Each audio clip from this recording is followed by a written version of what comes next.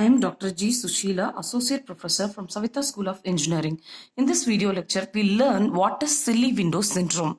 Silly window syndrome is a problem arises due to poor implementation of flow control policy adopted by the TCP.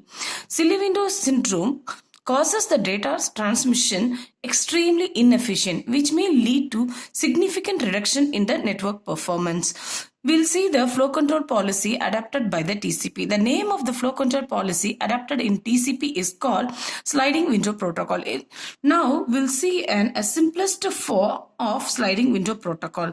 The sender and receivers are depicted. The sender sends the TCP packets to the receiver. Upon receiving, the receiver sends the acknowledgement packet. Along with the acknowledgement packet, the receiver sends the window size and other values. So what is the term window size? The number of bytes currently the receiver is able to receive is denoted by the term window size. So upon receiving the acknowledgement packet's window size, the sender calculates the usable window.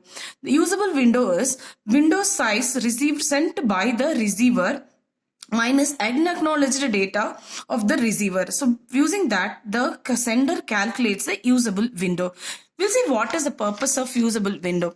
According to the usable window size or value, the sender decides the number of packets for transmission, and this is called sliding window protocol or algorithm used by the TCP for the flow control at the transport layer. The sliding window protocol can lead to silly window syndrome when usable window size shrinks to a very silly size.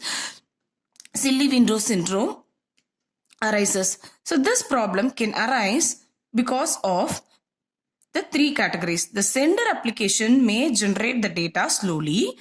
Second category, the receiver application may consume the data slowly, or both the sender and receiver are slow. So usable window size becomes smaller and smaller.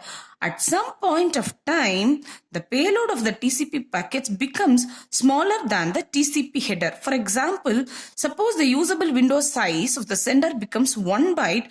The TCP packet has only 1 byte of payload, but the TCP header becomes 20 byte header.